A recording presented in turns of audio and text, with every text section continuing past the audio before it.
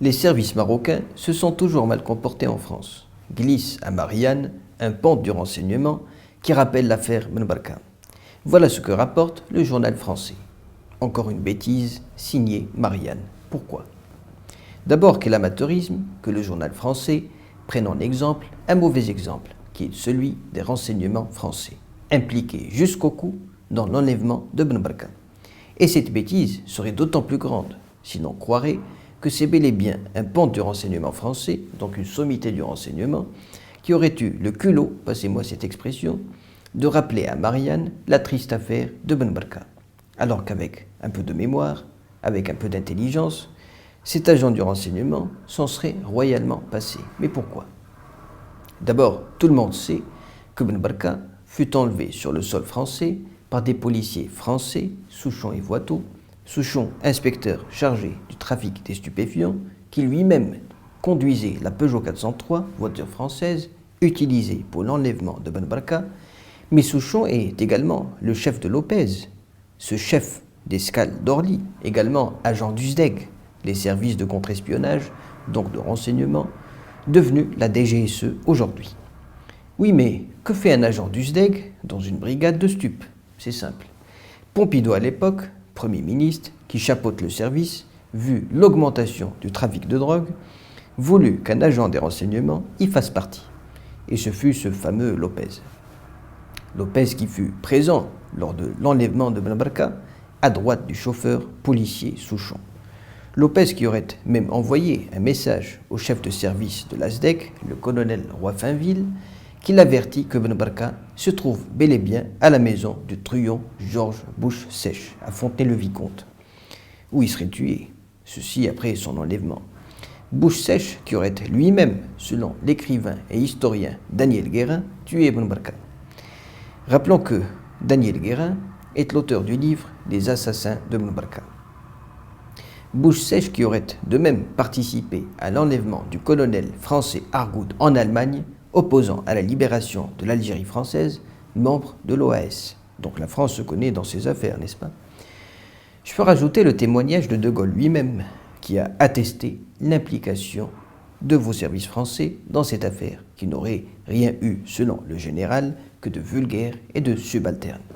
Alors tout ça pour dire à Marianne que faire témoigner un agent du renseignement français dans cette affaire est une grosse bêtise. Puis, en évoquant Ben Barka dans vos papiers, ou dans votre papier, je saisis mieux et la trame de cette attaque contre le Maroc et surtout le choix de votre titre, à savoir comment le Maroc nous tient.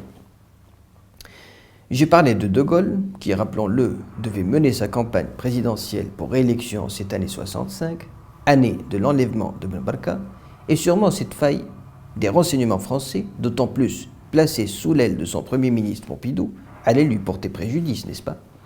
De Gaulle donc, pour amortir le choc, en voulant se déporter sur le Maroc, lui faire porter tout le tort de l'affaire, demande à Feu Hassan II de livrer, sacrifier Oufkir.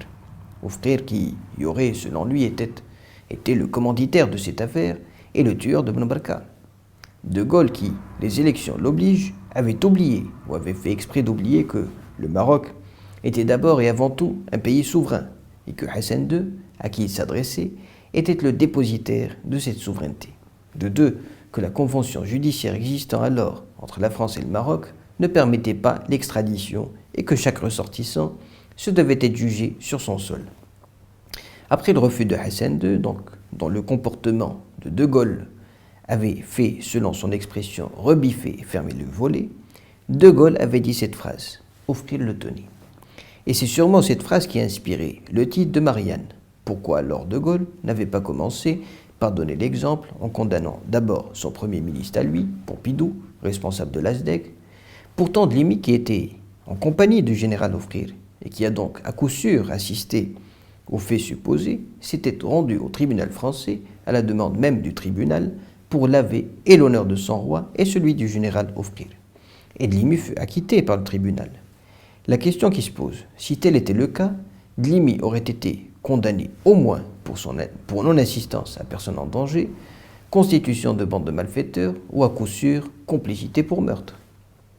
Mais voyez-vous, ce deux poids deux mesures ici, consistant à exiger du ministre de Feu Hassan II et s'y offrir ce que le général de Gaulle n'exigeait pas de son ministre à lui, à savoir Pompidou, ce deux poids deux mesures, donc, persiste encore aujourd'hui. Quand votre président, M. Macron, se fait espionner, à supposer que ce soit le cas, c'est le Maroc qui est derrière, aucunement vos services ne sont pris pour responsables. Je parle ici de cette drôle d'affaire Pegasus.